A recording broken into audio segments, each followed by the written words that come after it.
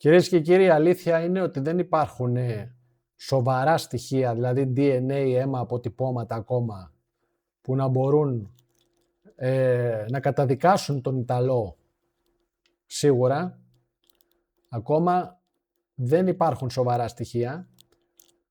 Εγώ θεωρώ ασφαλώς ότι είναι ένοχος, αλλά έβαλε άλλο να κάνει τη δουλειά. Αυτός δεν είναι στο CSI Miami να μπορεί τέτοιου είδους σκηνικό εγκλήματος με μαχαιρώματα, αίματα κτλ. Να τα καλύψει όλα. Δηλαδή πρέπει να είσαι ο επαγγελματίας του επαγγελματία και να έχεις ειδικά υγρά, ειδικά... Για πάμε να δούμε. Ο Ιταλός επιμένει ότι δεν το έκανε. Τα στοιχεία είναι συντριπτικά. Όμως, η αστυνομία ψάχνει αν υπάρχει περίπτωση κάποιος να τον βοήθησε, όχι στη δολοφονία, τη διπλή δολοφονία, αλλά στο να προσπαθήσει να αλλοιώσει τον τόπο του εγκλήματος και να εξαφανίσει ίχνη. Ή αν υπάρχει και κάποιο ακόμα στοιχείο που θα μπορούσε να αποτρέψει και τους τελευταίους ισχυρισμούς. Και μια και λέμε όλο για Ιταλό, ότι τρολάρω τώρα και τα λοιπά, δεν ξέρω άμα το παίρνει σαν τρολάρο. Θυμήθηκα εγώ τη συλλεκτική μου μπλούζα από την Εθνική Ιταλία του ποδοσφαίρου του Euro 2000. Έφαγα τον κόσμο να την βρω τότε. 2 χρόνια την έψαχνα. Την βρήκα 2 χρόνια μετά το 2002 στη Σόλωνος. Την έχω 24 χρόνια. Και μια και λέμε ο Ιταλός και η Ιταλίδα στη Μύκονο με το ατύχημα, έχει την τιμητική της Ιταλία. Που προβάλλει ο Ιταλός, έστω και αν φαίνονται παντελώς αίολοι.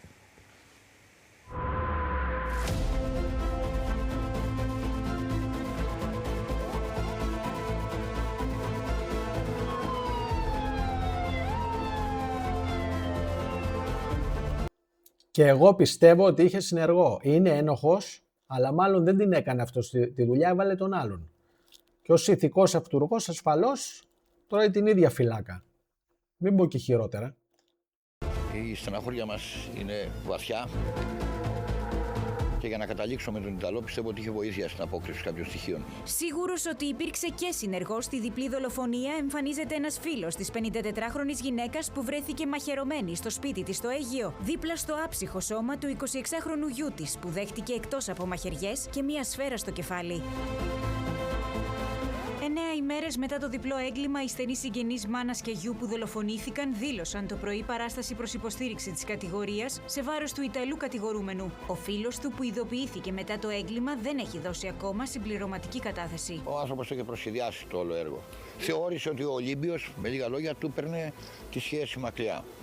Τη Μαρία την είχα δει καταβεβλημένη, αλλά το είχα προσδιορίσει ότι η Μαρία είχε δεχτεί κάποια επέμβαση στην καρδιά της. Σύμφωνα με τη μαρτυρία του, η 54χρονη το τελευταίο διάστημα φαινόταν καταβεβλημένη. Φαινόταν πως κάτι την απασχολούσε, χωρίς ωστόσο να μιλήσει ανοιχτά για αυτές τις σκέψεις της σε κοντινούς ανθρώπους. Έδειχνε καταβεβλημένη το τελευταίο καιρό, από την ώρα που γύρισε από Ιταλία.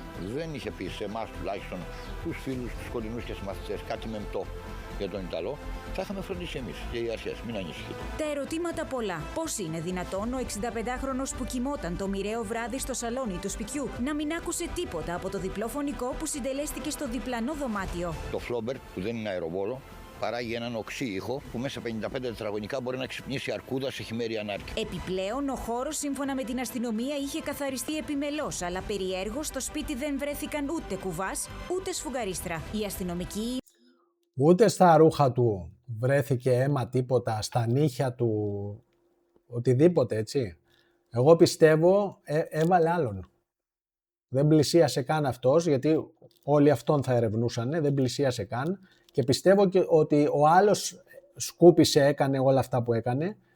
Τώρα τον πλήρωσε, ο Ιταλός τον άλλον τον πλήρωσε, δεν ξέρουμε τι... Θα φανεί όμως, θα φανεί. Αν γίνει καλή ανάκριση στον άλλον, θα ομολογήσει. Είναι βέβαιοι πως ο χώρος του εγκλήματος αλλοιώθηκε και πως ο δράστης ξεφορτώθηκε τα υλικά που χρησιμοποίησε. 1-2 ανθρώπους θα ψάξουμε τη γύρω περιοχή, από την πίσω πλευρά στα χτήματα και μου είπανε αν βρεις κάτι μην το ακουμπήσεις, αλλά προς τα χωράφια από εδώ, στις περιοχές που ύποπτος για το έγκλημα κινείτο, δεν βρήκαμε κάτι. Ο Ιταλός, αν και ζούσε στην Ελλάδα για τουλάχιστον μια 15ετία, είχε λίγες κοινωνικές επαφές. Μάλιστα, ο οικογενειακός φίλος θυμάται τον 65χρονο να κάνει παρέα με ένα μόνο άτομο, το οποίο όμως δεν έχει ξαναδεί μετά το διπλό φωνικό. Ένας φίλος του, ομοεθνής του, που κάθε μέρα στις καμάρες τους έβλεπα και ήταν εκεί σε ενασχόληση με τυχερά παιχνίδια, που δεν ήρθε ούτε καν να ανάψει κερί εδώ. Οι έρευνες συνεχίζονται με την ελληνική αστυνομία να προσπαθεί να συνθέσει τα κομμάτια του παζλ της πολύκροτης αυτής υπόθεσης. Έχω μια τελευταία εξέλιξη και είναι εδώ η Ρία Τσοχαντάρη. Θα μείνουμε πρώτα σε αυτό το βίντεο και μετά θα σας πούμε ποια είναι η τελευταία εξέλιξη. Ουσιαστικά υπάρχει βίντεο με το συνεργό. Η αστυνομία λέει ότι βλέπει συνεργό μέσα σε αυτό το βίντεο. Ρία, είναι ένα βίντεο το οποίο προβάλαμε από την δεύτερη μέρα μετά τη διπλή δολοφονία.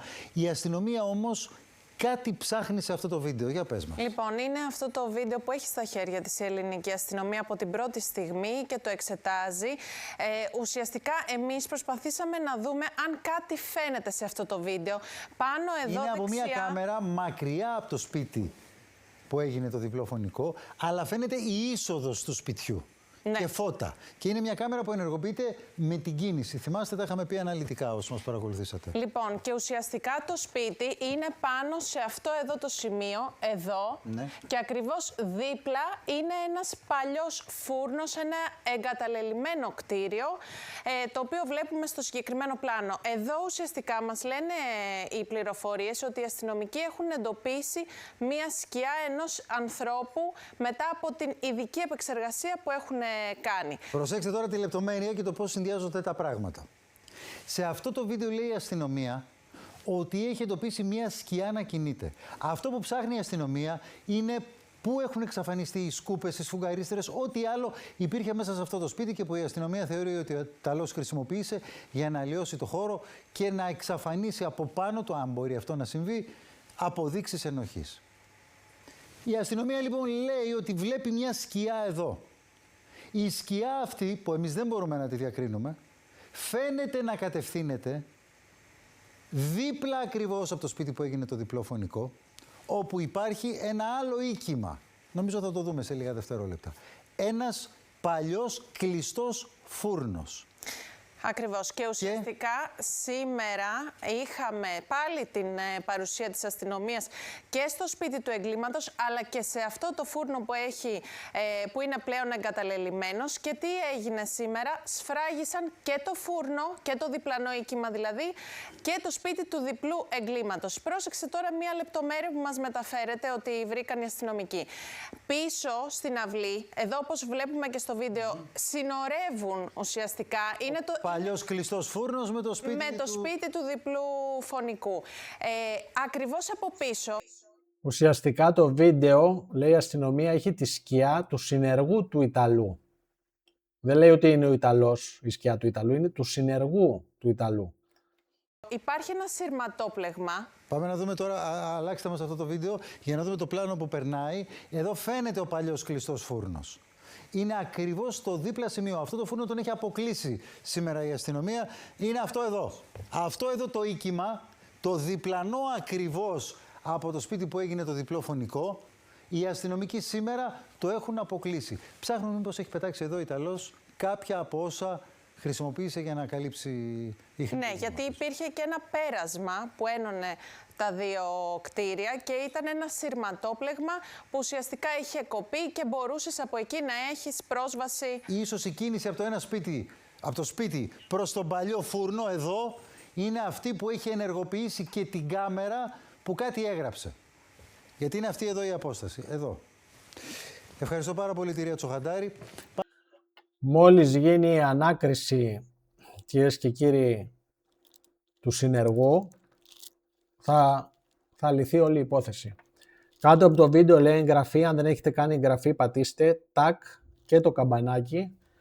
Δείτε πώς γίνεται. Λοιπόν, κυρίες και κύριοι, εδώ λέει εγγραφή. Εδώ. Είναι δωρεάν. Είναι δωρεάν εδώ. Δεν πληρώνετε τίποτα. Είναι δωρεάν. Τάκ, κάνετε εγγραφή. Και το καμπανάκι, εδώ, όλες οι ειδοποιήσεις. Όλες. Τάκ. Τα λέμε σε επόμενο βίντεο.